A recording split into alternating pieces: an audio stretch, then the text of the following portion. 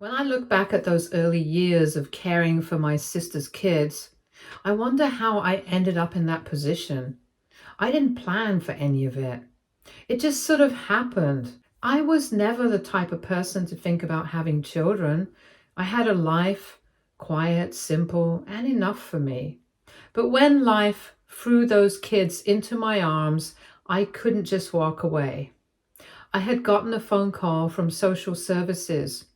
They said they had tried reaching my sister, but she wasn't responding.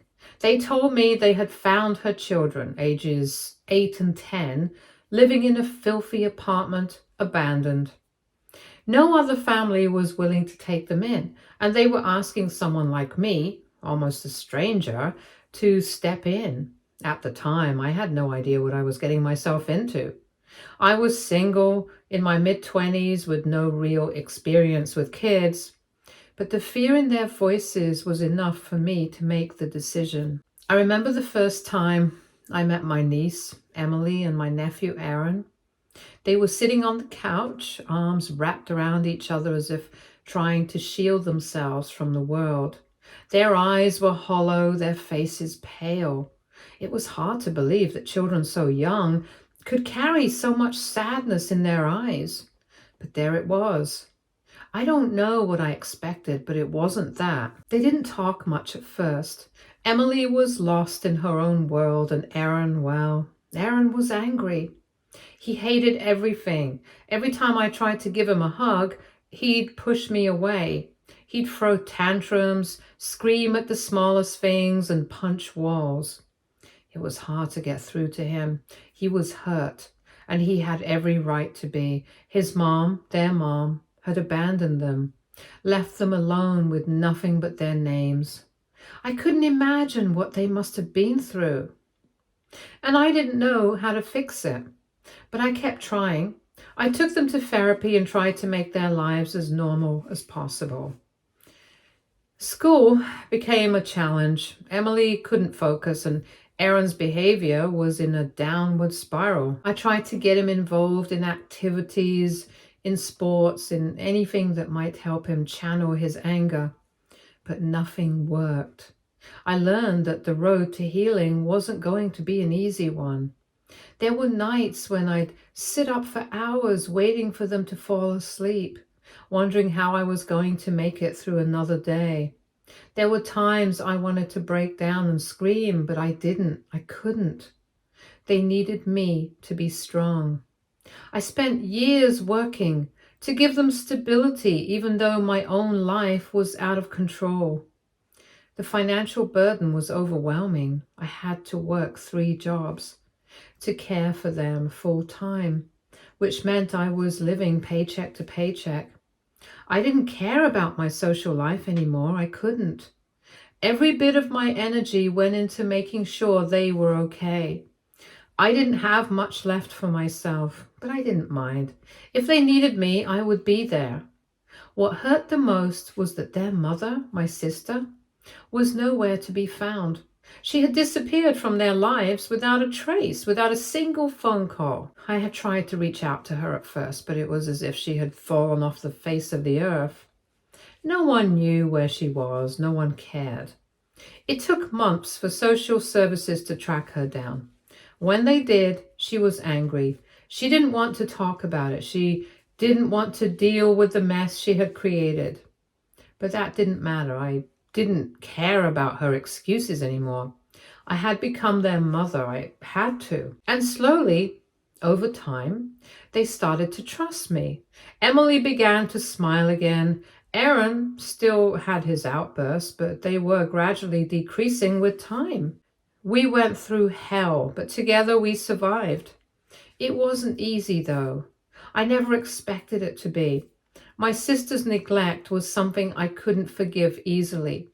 She had abandoned them, left them to fend for themselves while she partied and chased her lifestyle. Her actions were unforgivable. But I wasn't going to let that stop me from doing what was right for her kids. I raised them with love, discipline, and structure. As the years went by, things began to change. Emily and Aaron grew up. They became teenagers. and the wild, unpredictable nature of their younger years began to fade. Emily, 21, had blossomed into a smart, compassionate young woman, full of dreams and aspirations. Aaron, 23, was still figuring himself out, but he had come a long way from the angry child I had first met. He was working, had a steady job, and was slowly mending the relationship with his past. But the turning point came a year ago when Emily, 27, and Aaron, 29, approached me with a look in their eyes that I could not understand. I had always known they appreciated everything I had done for them, but this was different. There was a seriousness in their expression that made me nervous. They sat me down, and after a long silence, Emily spoke first. She said that they'd been talking for months about how to thank me, about how much I had given up for them, how much I had sacrificed. And then Aaron pulled out a check from his jacket pocket. My eyes nearly popped out of my head when I saw the amount written on it. $250,000. They had set up a fund for me, a way to compensate for all those years I had spent taking care of them. And as if that wasn't enough, they had also bought me a house, a beautiful little home on the outskirts, perfect for starting fresh, for having a life of my own again. I knew they were doing well and their investments were great too, but I hadn't expected them to do this for me. I was overwhelmed. I didn't know what to say, and the truth was I never expected anything from them. I had always just wanted them to be happy, to be healthy, to be safe. The love and gratitude in their eyes made me feel like I had done something right, something worth more than any money or house. But it was more than just a gesture to me. That night, I sat in my old, worn-out apartment, holding the keys to the new house in my hand, tears streaming down my face. I had never felt so appreciated in my life. For once, it felt like all the years of sacrifice had meant something. But of course, it didn't take long for my sister to show up. She had always been selfish, but this time I couldn't believe the nerve she had. She came storming into my life once again, demanding that I hand over the house and money she believed she was entitled to. Her own children, her own flesh and blood had given me everything, and she couldn't stand it. I had never seen my sister like that before. She stood there, her posture rigid with frustration, and said that she'd given up everything for those kids, as if that somehow gave her the right to come back into their lives and claim ownership of everything they'd given me. She said she sacrificed her own dreams, her own happiness, and now they were handing me a house, money, and everything they should have given her. She asked with a sneer if I really thought I was just supposed to sit there and enjoy it. I shook my head, trying to calm the burning frustration rising inside me. I didn't have the energy for her delusions. I told her that they gave me those things because they wanted to. They were thankful for my efforts over the years, and I didn't ask for any of it. And yet she, who wasn't even there for them when they needed her, was accusing me of stealing what rightfully belonged to the kids. Her eyes flashed with madness as she snapped that I didn't know what it was like, how much she had to put up with, the late nights, the sleepless mornings, the struggles. And what did she get in return? Nothing, just nothing. Now they gave me everything, and she was supposed to be okay with that? Nothing, just nothing. Now they gave me everything, and she was supposed to be okay with that? I let out a sharp breath, trying to keep my composure. I told her as firmly as I could that she wasn't there for them. She had abandoned them, and they had no choice but to rely on me.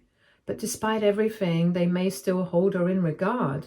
I said this wasn't about who owed what to whom. It was about their gratitude for everything I had done when she walked away. But that only fueled her fire. She asked with disgust if I thought I was some kind of saint, if I believed I was better than her. She reminded me that she was their mother. She had to carry the weight of raising them. She had to make the tough choices, and yet Here I was, getting everything while she was left empty-handed. Her voice quivered with anger as she said, I couldn't just take everything from her. I couldn't just swoop in and take what was hers. I shook my head slowly, the weight of her words settling heavily on my chest. But I didn't back down. I told her that she had given up her right when she walked out. I had been there, day in, day out, raising them, loving them, while she was off, chasing whatever she thought was more important. The so-called gifts that she thought I had hijacked from her were like a symbol of their appreciation, of their love for me. I wasn't going to let her tarnish that. But her face twisted in frustration. She leaned in closer, practically hissing that it wasn't about gratitude, it was about ownership. She was their mother, and they owed her. She deserved that house and that money, not me. Her voice trembled with desperation as she demanded that I give it all back. She even threatened that if I didn't, she would take legal action against me. She swore that I wasn't going to get away with it. I didn't flinch. I simply looked at her and said that she could try. I wasn't giving up what was mine. I would give it back to the kids, but not her. What they gave me, they did so because they wanted to, and I wasn't backing down. I didn't care how many threats she threw my way. She didn't deserve a single thing. She was shaking now, and I could see the venom in her eyes. She asked if I really thought I was better than her, if I believed that I could just take everything from her without any consequences. She screamed at me, demanding that I understand just how much she had sacrificed for those kids. How could I be so heartless, so cold? How could I just take it all from her? The words stung, and for a moment I almost let myself feel guilty. Almost. But I reminded myself of the truth. She had abandoned them. She wasn't there when they needed her most. She was the one who chose a different life. I wasn't the one who left them to fend for themselves while she did God knows what. I asked her if it was the drugs talking because she hadn't been there for the last 18 years or so. I told her with all the firmness I could muster that she didn't get to come back into their lives and take what she hadn't earned. That I had earned my place in their lives, earned their love, earned the things they gave me. And she was wrong to think that they owed her anything, not after everything she'd done. Her face turned red with anger. I could see the trembling in her hands. I knew she was on the verge of exploding, but I wasn't scared. I wasn't going to let her break me. She screamed, her voice full of rage, demanding that I give her what she was owed. But I told her no, over and over again. No, I wasn't giving it back. No, I wasn't backing down. And no, she wasn't going to get away with this. And then she finally snapped. She said I'd regret it, that she would make sure of it. She promised me that I would see just how far she was willing to go to make me pay. But I didn't let her words affect me. It was about control. It was about her wanting to feel like she still had some power over them, over me. And I wasn't going to let her have that. She stormed out, slamming the door behind her. I knew this wasn't over. Update 1. It had been a week since my sister had stormed into my life demanding what she felt was owed to her. My nerves were still raw from the confrontation, and I found myself constantly looking over my shoulder, unsure of what she might do next. I didn't know her well anymore, hadn't for years, but I had a sinking feeling that this was merely the beginning. I went about my usual routine, trying to keep things normal for the kids. There was something about the way she spoke, the venom in her voice, that had set off warning bells in my head.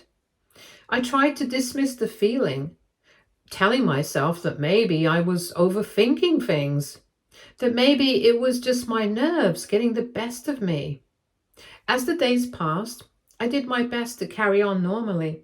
I kept my distance from my sister, avoiding her phone calls and her texts, I thought I had seen the worst of it, but then came the call that made my blood run cold. It was a voice I hadn't heard in years.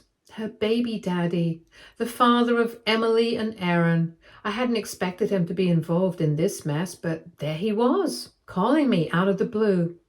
He didn't mince words. He told me straight away that he knew his daughter and son were better off with me.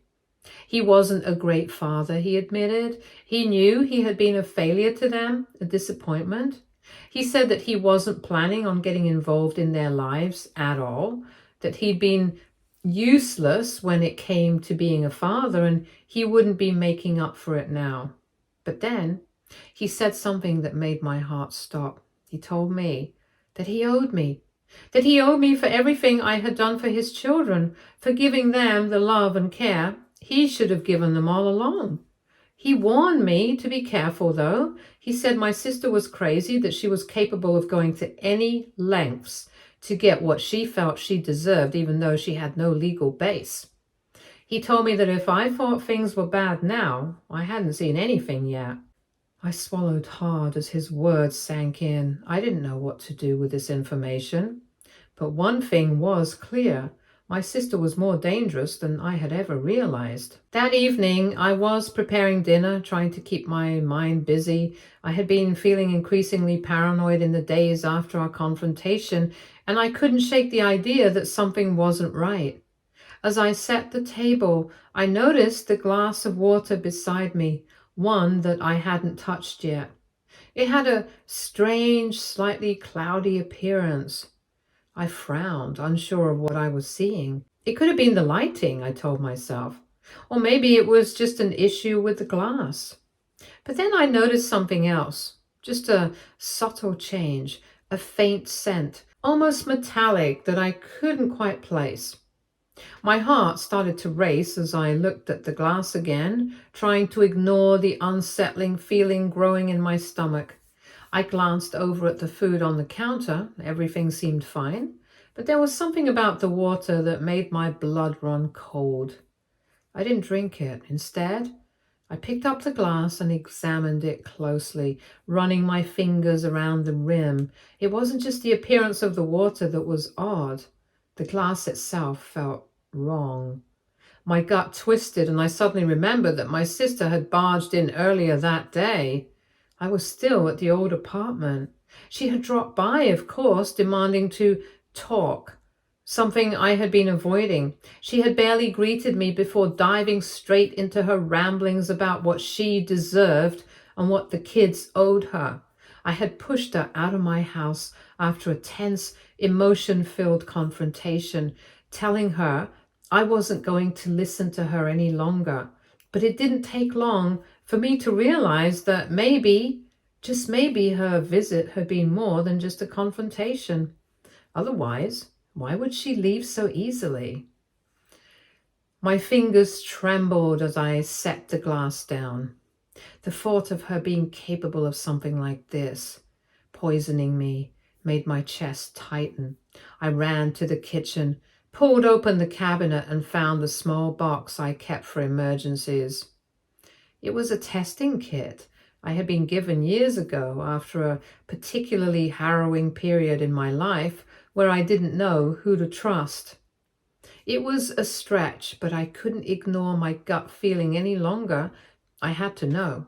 I carefully dipped a swab from the kit into the water, holding my breath as I watched it react. The color change was immediate, stark, and undeniable. My heart sank. It was poison. I couldn't believe it. The woman I had once called my sister. The woman who had abandoned her own children and left me to raise them, had tried to kill me over a house and money. I stood there, frozen, staring at the glass in disbelief. I never thought she could sink this low. I don't even remember the exact moments that followed, just a blur of shock and fear. I immediately locked everything down, securing the kitchen, making sure there was no way the kids could be affected. They were going to come over for dinner. I called the police, my voice shaky but firm, as I told them what had happened. When the officers arrived, I felt overwhelming fear. How had things gotten so far? How had my sister become someone so monstrous? They took the evidence, and I was left in a daze. My mind was bombarded with a million thoughts all at once. What had she been planning? Why hadn't I seen the signs? Had she been plotting this from the moment she realized the kids had given me that money? Had she been waiting for the right time to strike to get what she felt entitled to? The investigation was swift, but it was the aftermath that left me shattered. The authorities informed me that they had questioned my sister. She remained cold, unremorseful. When the officers told her she was being charged with attempted poisoning, she actually laughed. She insisted that she had done nothing wrong, that I was the one who was in the wrong for stealing what was rightfully hers. In her mind, the children owed her everything they had given me. She couldn't even fathom the idea that she wasn't entitled to any of it. It was hard to process. The police advised me to stay vigilant, and I knew I couldn't take chances anymore. Update 2. After the shock of the poisoning attempt, things only escalated. The incident with my sister felt like a nightmare I couldn't wake up from. I couldn't stop replaying the images in my head. But my sister didn't just let it go. In fact, if anything, she dug in her heels and decided to escalate things even further. I wasn't prepared for the next round of this twisted game. It started with a letter. I opened it, only to be confronted with legal jargon that made my stomach drop. My sister was suing me, claiming that the house and money the kids had given me were wrongfully procured, even though they had disowned her for abandoning them years ago. I couldn't believe what I was reading. The lawsuit was based on a ridiculous premise, one that defied every sense of fairness and logic.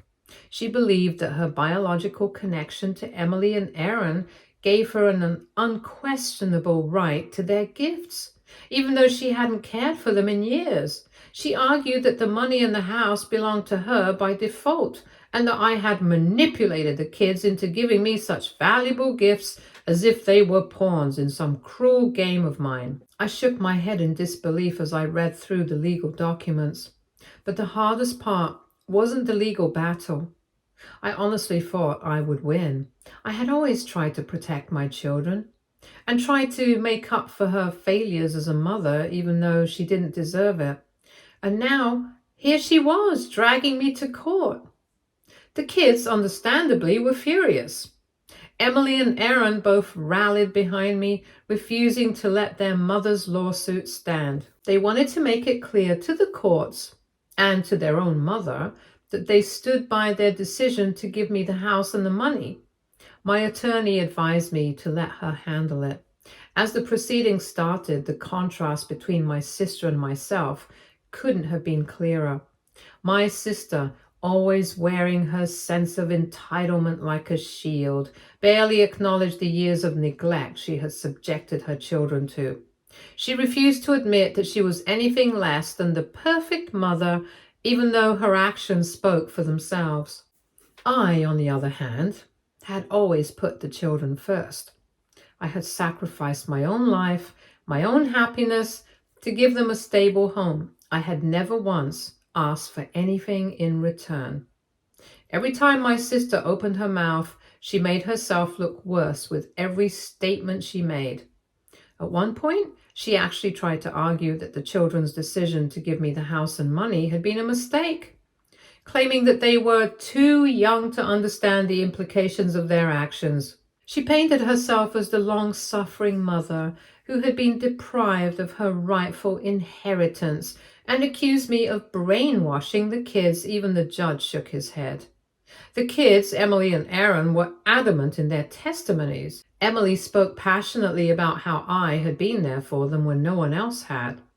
Aaron, usually more reserved, had been equally vocal, recounting the sacrifices I had made for them and the countless times I had supported them when their mother wasn't around. It was clear to everyone that I had earned their love, their respect, and their trust, and my sister was just crazy. The court ruled in my favor. The judge acknowledged my sister's cruelty and entitled attitude, and he ordered her to pay me $50,000 in dues for the harassment and the attempted poisoning, and 1 year jail time since she confessed. The court also made a harsh judgment on her abandonment of her children, sentencing her to an added short term in jail for child abandonment. I remember sitting there in the courtroom, the weight of the ruling settling over me like a heavy fog. When the verdict was given, my sister's face contorted with rage. She was furious beyond words. She tried to argue with the judge, her voice shrill with disbelief, but there was nothing she could say that would change the outcome. She was ordered to pay the dues, and as for the jail sentence, well, that was the part that hit hardest. It was a consequence that she had never imagined for herself. She had thought she could manipulate everyone around her, that her entitlement would carry her through, but now she had nowhere to hide. Update 3. In the days following the verdict, the calls started. It wasn't from the kids. They were relieved the case was finally over. No, the calls came from one person only, my sister from jail. She claimed she had learned her lesson, that she was sorry for everything, and that she would do anything to make things right. I knew better than to believe her. I tried to ignore it, to focus on the future, on my own life, and the new house that Emily and Aaron had given me. I didn't have time for someone like her anymore. But then one day, I was sitting in the kitchen reading through some old papers when the phone rang again. It wasn't the usual barrage of accusations. Instead, I heard a voice, small and broken, almost unrecognizable. It was my sister, but she sounded like someone I didn't know. Her voice trembled as she told me how she regretted everything, how she had made a huge mistake. She said she had never meant for things to go this far, and that she was sorry for all the pain she had caused. But as much as I wanted to believe her, I couldn't. In the middle of her rambling, she asked something that caught me off guard. "Will you help me?" she whispered, her voice barely audible. "I don't know what to do anymore. Please, I can't do this alone." The words hung in the air like a weight I couldn't escape from. This wasn't the person who had shared childhood memories with me. This was a woman who had thrown it all away for money, for selfishness, for a need to control and manipulate, and yet there was something in her voice that reminded me of the girl I had once tried so hard to protect, the sister I had once believed in back in the days. But that was the past, wasn't it? I took a deep breath and forced myself to speak, trying to keep the emotion out of my voice. I told her I couldn't help her. My words were firm, but my heart was heavy. I asked how could she even think of poisoning me. I told her that the children were supposed to come over that day. What if they had drank that glass of water? I heard her start to cry, soft, broken sobs that tore through the silence of the phone line. She said she was sorry, that she had done horrible things. She said she was selfish and that she didn't know what happened to her. She asked me to let her talk to the kids, to give her their number. She said she would do anything. I couldn't listen anymore. I told her no. I told her to stay as far away from my kids as possible, even after she's released. There was a long pause. I could hear her breathing heavily as though she was struggling to keep herself together. Finally, she spoke again, but this time there was no desperation in her voice. All she said was, "Okay," and "goodbye." The line went quiet for a moment, and I didn't know what to say. Part of me felt the weight of the years of pain we had both suffered, but another part of me felt relief, a sense of freedom from the burden she had placed on me. I couldn't carry it anymore. I hung up the phone. I was done, and I was at peace with that. But somewhere deep down, I knew that she would never be able to escape the consequences of her actions. And that was the only justice I needed. Stay tuned for more stories from our girl relationships.